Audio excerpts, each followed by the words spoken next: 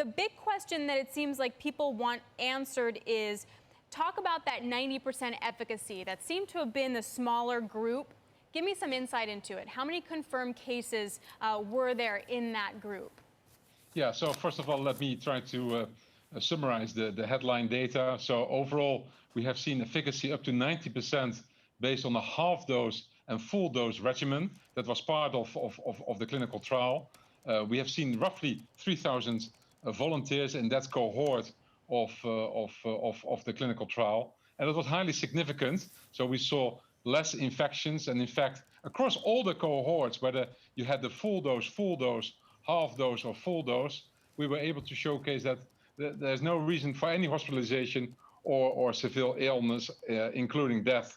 So overall, in our view, a very compelling data set, and of course, it's now in the hands of the regulator in order to tell us what they think about the data. Good morning, it's Guy in London. So why the difference? Why are we getting such a big difference between the half full and the full vaccine regimes? So that's of course the $1 billion question. And to be honest, we're also surprised to see the data over the weekend coming in. And you can imagine that the scientists of Oxford, as well as our own scientists, are now looking into it. What can cause it? There are theories that you're priming the immune system with a relatively low dose, and then if you give the full boost dose 1 month later, that will be more effective. But this is clearly one of the elements the scientists and the clinical developers still need to sort out. So then, do you not know? I mean, is that what my takeaway is? Because some of the criticism is that you guys are just highlighting the really good data, but we don't actually know what that 90% efficacy rate was part of. There were fewer people in that study. We want to know more about them, and you don't seem to have it. What's going on there? I think it's the most important piece is, irrespective of the dosing, if you get vaccinated, it's clear that the vaccine is safe and has an effectiveness of 100%, irrespective of the dosing. So that's incredibly important to remember. And of course, we will have that discussion with the FDA as well. And then we have to say it's still speculation about what can cause the high efficacy in this low dose and high dose regimen. It's exciting, but we simply don't know what is driving it exactly. And be assured that our scientists and clinical developers will do everything to give an answer on that sooner than later.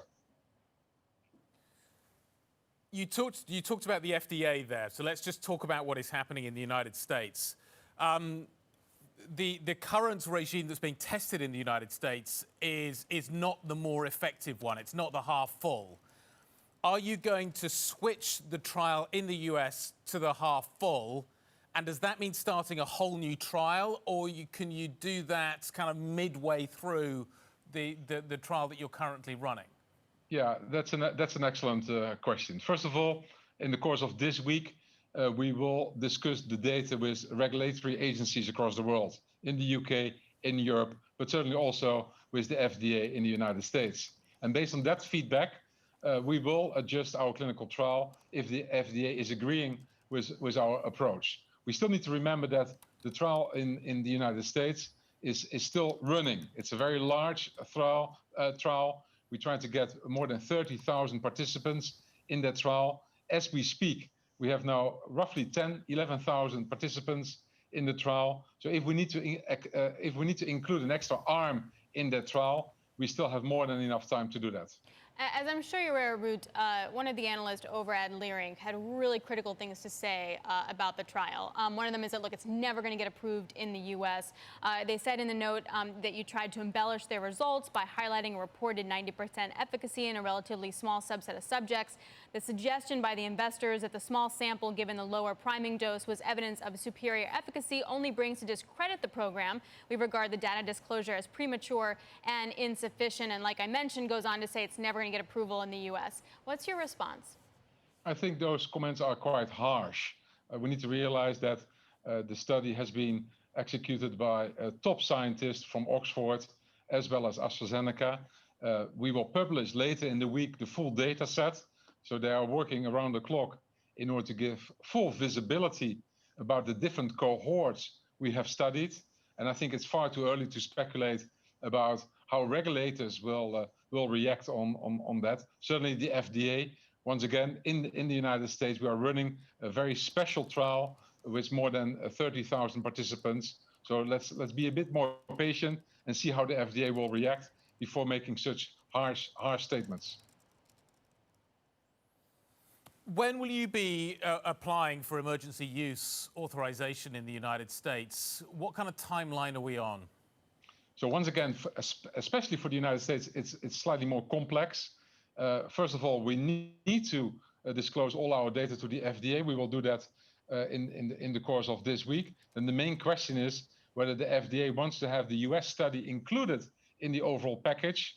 If that's the case, of course, it will still take a bit of time because we are only at 11,000 participants in the phase 3 trial, and we need to include more than 30,000. If they are willing to include the Oxford AstraZeneca study in the UK and Brazil, of course we will do that, and then it's in the hands of the regulator in order to decide how fast they will move for potential emergency use approval.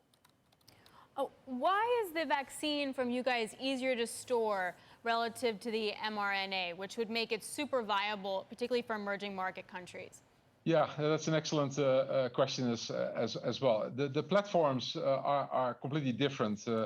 Our platform, or the Oxford AstraZeneca platform, is a Chat Oxford platform. So it's a well-known platform. And the big advantage of that platform is that you can store it in the refrigerator, and there's no need in order to store it in an ultra cold manner. Now that has huge implications, of course, also for especially developing markets. As probably everyone know, we are making this vaccine available at no profit, and we are extremely keen in order to do this in an equitable way.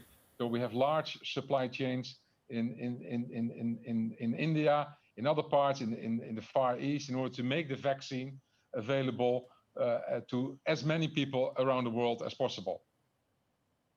Ruud, you talk about the manufacturing in India. My understanding is the vaccine is already being manufactured.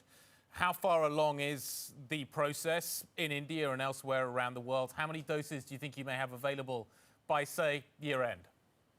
Yeah, so we are talking about tens of millions at year end, and we hope to have, let's say, hundreds of millions in the first 6 months of 2021. So we are ramping up extremely fast. We have a specific supply chain in the United States, in the UK, in mainland Europe, but also in India, in Russia, Japan, and a couple of other countries, including in Latin America and Brazil. So it's a massive effort. We are working with multiple partners around the world in order to make that happen. And it is, as you can imagine, extremely exciting and inspiring for all the employees in order to work on a potential solution of the COVID-19 infection.